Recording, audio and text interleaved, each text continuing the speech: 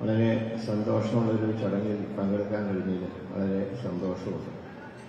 ക്ലീമീസ് പിതാവിനെ കുറിച്ച് ഒരാഴ്ച മുമ്പ് ഞാൻ തിരുവല്ലയിൽ ഒരുപാട് കാര്യങ്ങൾ പറഞ്ഞിട്ടുണ്ട്. അത് യൂട്യൂബിലൊക്കെ വൈറലായതുകൊണ്ട് ഞാൻ കൂടുതലൊന്നും ഈ സന്ദർഭത്തിൽ പറയുന്നു. കാരണം പറയേണ്ട എല്ലാ കാര്യങ്ങളും പറഞ്ഞിട്ടുമുണ്ട്. പിതാവ് അതിന് റെസ്പോണ്ട് ചെയ്തിട്ടുണ്ട്.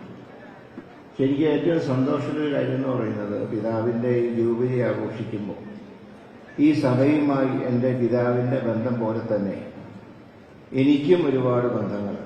കാരണം ഈ സഭ നടത്തുന്ന മാറിവാനിയസ് കോളേജിലാണ് പ്രീ ഡിഗ്രി മുതൽ ഡിഗ്രി വരെ 5 വർഷക്കാലം ഞാൻ പഠിച്ചത്. എൻ്റെ വിദ്യാഭ്യാസത്തിൻ്റെ ഉയർച്ചയിലൊരു പ്രധാന ഘടകം മാറിവാനിയസ് കോളേജായിരുന്നു. അന്ന് എനിക്ക് മാനേജ്മെന്റ് കോട്ടയിൽ അഡ്മിഷൻ തന്നത് മാർ ഗ്രിഗോറിയസ് പിതാവായി. കാരണം അന്നത്തെ കാലം എന്ന് പറഞ്ഞാൽ ഇന്നത്തെ പോലെ ജയിക്കാൻ പ്രയാസമുള്ളൊരു കാലമായിരുന്നു. അതുകൊണ്ടാണ് എനിക്ക് മാനേജ്മെന്റ് കോട്ടയിൽ അഡ്മിഷൻ കിട്ടിയത്. ഇപ്പോഴാണെങ്കിൽ പ്രയാസം ഉണ്ടാവില്ല, ഇപ്പൊ തോൽക്കാൻ പ്രയാസമുള്ള കാലം. അന്ന് ഏതായാലും അങ്ങനെ അഡ്മിഷൻ കിട്ടി. അങ്ങനെ അന്ന് പിതാവിന്റെ അനുഗ്രഹത്തോടുകൂടെ ഡിഗ്രി പഠനം പൂർത്തിയാക്കാൻ കഴിയും.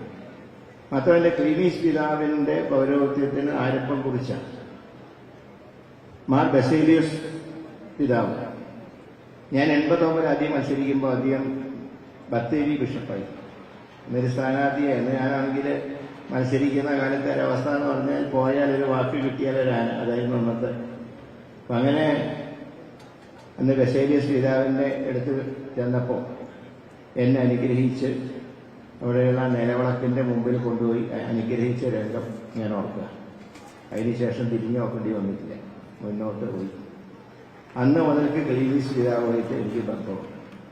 മാത്രമല്ല ജീവിതത്തിൽ ആദ്യമായി മാർപ്പാപ്പയെ കാണാൻ എനിക്കൊരു അവസരം ഉണ്ടാക്കി തന്ന് ക്ലീമീസ് പിതാവ്, ഫ്രാൻസിസ് മാർപ്പാപ്പയെ കാണാൻ. ഞാൻ ഒരു പാർട്ടി പരിപാടിയിൽ പങ്കെടുക്കാനാണ് റോമിൽ പോയത്. അതെനിക്കൊരാഗ്രഹം, അങ്ങനെ പോപ്പിനെ കണ്ടാൽ കൊള്ളാം. പ്രത്യേകിച്ച് ഫ്രാൻസിസ് മാർപ്പാപ്പ എന്ന് വളരെയധികം ലോകശ്രദ്ധ ആകർഷിച്ചൊരു മഹാനായി. അപ്പം അങ്ങനെ ഒരു വ്യക്തിയെ കാണാൻ കഴിയുക എന്ന് പറഞ്ഞാൽ ഇതൊരു ഭാഗ്യമാണ്. എന്നോട് ഇതിലൊക്കെ പറഞ്ഞു, നിങ്ങൾ എന്തിനാ അത്ര ടെൻഷൻ അടിക്കേണ്ട ആവശ്യമില്ലല്ലോ, കർദിനാള് നിങ്ങളുടെ നിയോജകമണ്ഡലത്തിലല്ലേ ക്ലീമീസ് പിതാവ്, പിന്നെ എന്തിനാണ് അത്ര സംശയിക്കുന്നത്? ഞാൻ പിതാവിനെ പോയി കണ്ടു. പിതാവ് ഒരു ബുധനാഴ്ച സമയം തന്നു, പോപ്പ് ജനങ്ങളെ കാണുന്ന ദിവസം. മാത്രമല്ല എന്നെ VIP അവിടെ കൊണ്ടിരുത്തി.